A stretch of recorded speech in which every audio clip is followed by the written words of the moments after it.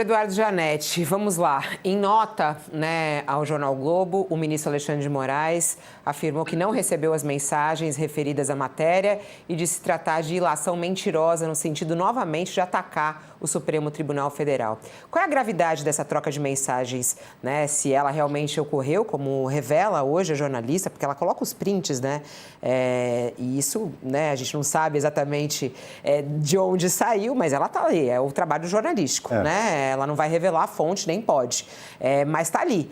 Qual é a gravidade disso? De que maneira isso atinge Alexandre de Moraes? Qual é a proporção dessa troca de mensagens e atinge o Supremo Tribunal Federal, essa instituição? Então, Fabíola, nós temos hoje 2 ministros do Supremo profundamente envolvidos e implicados no escândalo do Banco Master. O Toffoli, que acabou abandonando a relatoria. Eu acho inimaginável que alguém, na situação em que ele estava, tenha aceitado a relatoria desse caso. É óbvio que ele não podia ter aceitado, ele foi sorteado, paciência, mas ele devia imediatamente ter dito que ele não poderia. Ele negou a relação, depois a relação veio a público, está até o pescoço. E agora mais um ministro do Supremo, já tinha o problema da mulher dele, que aceitou uma relação profissional sem objeto definido, recebendo uma fortuna, e agora aparecem esses prints. É muito grave também ele negar que isso tenha ocorrido. Agora é uma questão empírica. Um dos dois está mentindo, alguém está mentindo nessa história. Eu acho uma coisa técnica curiosa, não tenho resposta para isso. Como é que você tem a informação de que ele respondeu naquele horário? Isso aparece no print? Eu queria saber como é que você... Uma coisa é ter no bloco de notas o que ele mandou. Outra coisa é você ter que ele respondeu 2 ou 3 minutos depois. Como é, tecnicamente, para mim... Isso aparece, professor. Isso aparece, parece que é um modelo... Eu também não estava familiarizado com essa modalidade de troca de mensagens, mas você primeiro fotografa a mensagem que pretende enviar, e aí você envia a foto num modelo... de visualização única. A mensagem vai ser apagada assim que o destinatário a ler. Tudo bem. Mas fica ali o registro, a que horas foi, e fica também anotado que a mensagem o telefone foi aberta. De cada um dos polos de comunicação. Então não tem como negar. Quem Se você tem empiricamente essa informação, ele está mentindo mais uma vez, porque ele respondeu. Isso é um fato. Agora, está metendo os pés pelas mãos. Assim, porque pelo que o que está na reportagem da Malu Gaspar, ali é o celular do Vorcaro, que é o celular que está com a Polícia Federal. No detalhe curioso, ele não conseguiu apagar o bloco de notas, porque ele foi preso. Ele foi preso. Ele apagava o bloco de notas todo dia. Então, tem só no dia da prisão. Só no dia da prisão. Que o bloco de notas não foi apagado. E aí tem toda essa troca de mensagens com o próprio Alexandre de Moraes, momentos antes de ele ser preso. E tá lá, a mensagem foi aberta, fica visualizada. A mensagem foi aberta, mas não se sabe o conteúdo. Aparece o nome do ministro? O nome do ministro aparece no contato dele. Alexandre de Moraes e DV Daniel Vorcaro. Então, é difícil entender como é que o Moraes esteja negando que isso aconteceu. É muito estranho. E há esse detalhe, Esse detalhe que a reportagem, inclusive, esclarece. Num primeiro momento, ontem, no final da tarde, havia uma única mensagem. Essa mensagem que o Vorcaro pergunta ao Alexandre de Moraes, a certa altura, se havia novidades, se ele tinha conseguido bloquear, E depois vieram à luz mais 8 mensagens. Então, hoje estão publicadas 9 mensagens, 9 troca de mensagens. E aí, quando vieram à luz as outras, quando foram obtidas as outras mensagens, o jornal procurou de novo o ministro Alexandre de Moraes, aí ele não se animou mais a responder. Bom. Ele negou quando havia a primeira mensagem. Pode ser que hoje solte outra nota, ainda não se manifestou. Mas, curiosamente, também a defesa do Vorcaro não se animou a fazer qualquer tipo de manifestação a respeito desse tema. Chegando aqui no nosso programa, sexta-feira é dia dele, Ronilson Pacheco conosco a partir de agora, para a gente entender esse Brasilzão. O que está acontecendo nesse país, Ronilson? Bom dia, seja bem-vindo. Bom dia, Fabíola, bom dia, Josias, bom dia, professor. Se o professor não souber explicar o que está acontecendo no Brasil, imagina nós, né? Muito bom estar aqui, muito bom estar com vocês. Professor Janete, uma grande admiração. A última vez que eu encontrei com o professor, rapidamente, foi uns 2 anos atrás. É uma conversa fechada na Fundação FHC. E aí eu fiquei como tinha pouca gente, fiquei com vergonha de tietar, mas aqui eu quero Agora você assumir tieta minha admiração. Obrigado. Minha admiração Obrigado. pelo professor. Eu já tieto ele toda hora. Vamos lá, Ronilson, quando eu vi hoje essa troca de mensagens, né? Ontem, na verdade, a Malu já tinha soltado uma delas, né? E hoje veio todo o conteúdo. É muito impressionante, né? O ministro do Supremo Tribunal Federal trocar mensagens que esse inicialmente era um banqueiro que tinha cometido crimes financeiros, mas a gente viu que não, né? Os tamanhos dos crimes ou que ele queria cometer, a influência, é uma coisa gigantesca, né? Como é que você analisa, Ronilson, né?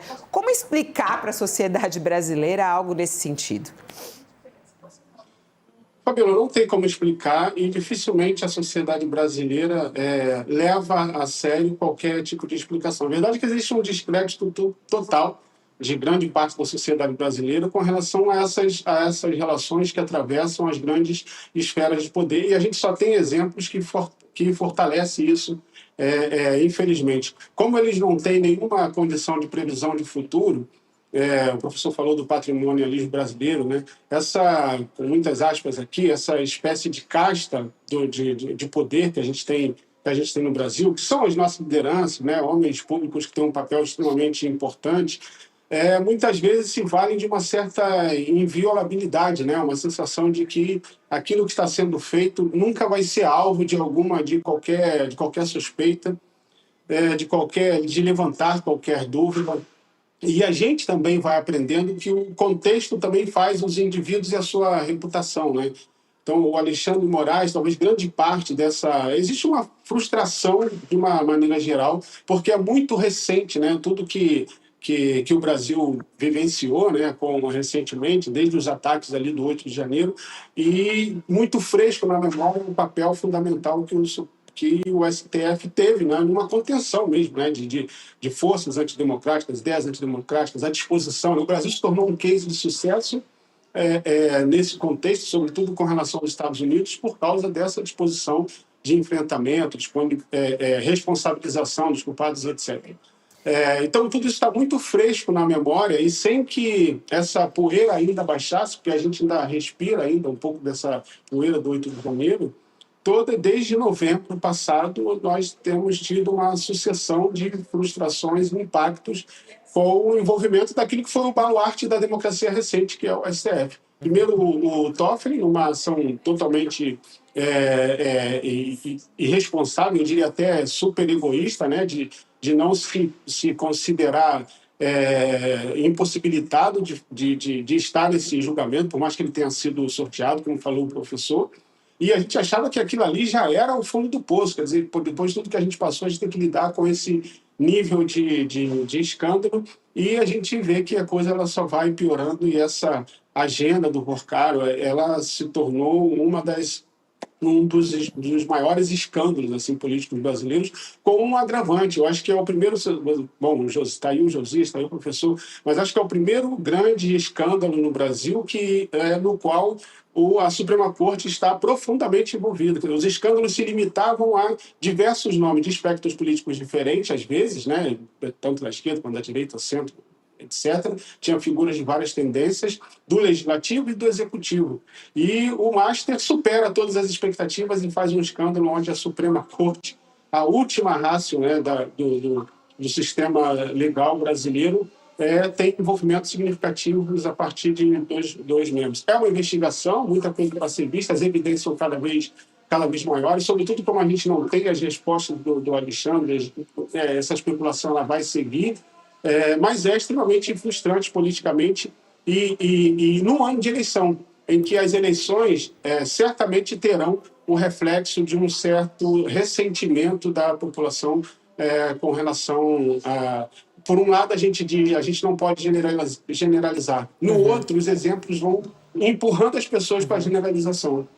O professor Janete quer falar aqui do tamanho. Não, acho que o Ronilson levantou um ponto extremamente importante. A gente tem que ter muito cuidado para não permitir que este caso específico leve ao descrédito do sistema de justiça brasileiro. Porque a extrema-direita vai tentar usar isso para melar o jogo. Olha, 8 de janeiro também foi feito de maneira escusa. Não foi. Uma coisa é uma coisa, outra coisa é outra coisa. Criticar erros pontuais de ministros e punir os ministros sem a menor dúvida. Permitir que isso contamine a credibilidade do judiciário brasileiro é um crime contra a democracia. Não pode acontecer. A gente tem que separar com muito cuidado isso, porque o jogo da extrema-direita vai ser esse. Perdeu total a credibilidade tudo o que aconteceu no Supremo nos últimos anos. Não é o caso. Não é o caso. Outro ponto que eu queria complementar o Ronilson, que achei importante, não me lembro também de escândalos desse tipo afetando juízes do Supremo. Mas tem uma outra novidade que me deixou muito triste, ruim, nesse episódio todo. Um ex-diretor de fiscalização do Banco Central, funcionário de carreira, ao que tudo indica, estava no esquema do Banco Master. E isso não tinha precedente. Eu sempre imaginei que o Banco Central tinha demorado para apurar e para liquidar o banco, porque havia uma ordem política, na época do Bolsonaro, para que não intervisse. Agora parece que a história foi outra. Eles conseguiram comprar gente de carreira dentro do Banco Central para não fazer o que tinha que ser feito. Com viagem até para Disney, né? Pois tem ainda esse tipo de detalhe. Fabiola, isso me deixou muito chateado, porque é um centro técnico da maior excelência, o Banco Central do Brasil. Mas, professor, até no Abre o senhor falou, né? O fato da atitude final do Banco Central limpa, de certa maneira, ou não? Porque ele foi afastado, né? Foi afastado, mas aconteceu. Aconteceu. Teve essa brecha. Felizmente, ele foi demitido, o Banco Central agiu contra uma pressão violenta de legislativo e de judiciário e interviu corretamente. Sim, sim. Agora, outra história, já que a gente está nesse assunto, que eu acho que a imprensa deveria apurar melhor. Se alardeia muito que houve uma perda de 40 bilhões de reais que eram os depósitos feitos, garantidos pelo Fundo Garantidor de Crédito. Isso não pode ser. Não pode ser esse valor. O banco captou, o banco comprou muita gente, o banco fez péssimos negócios, mas o banco não perdeu 40 bilhões de reais. Tem ativos que o banco comprou e que podem ser usados e devem ser usados para ressarcir pelo menos uma boa parte. Tem que ir atrás desse dinheiro. Tem que ir atrás disso. Está faltando ir atrás disso, gente. Tem que ir atrás. Ficar dizendo que perdeu 40 bi, não tem como perder 40 bi. Não cola. Vai lá, Josias. Cadê o dinheiro? Cadê o dinheiro? Se não apurar isso, esse dinheiro pode sumir pelo ralo. Sim, importante. Nós não podemos deixar isso acontecer.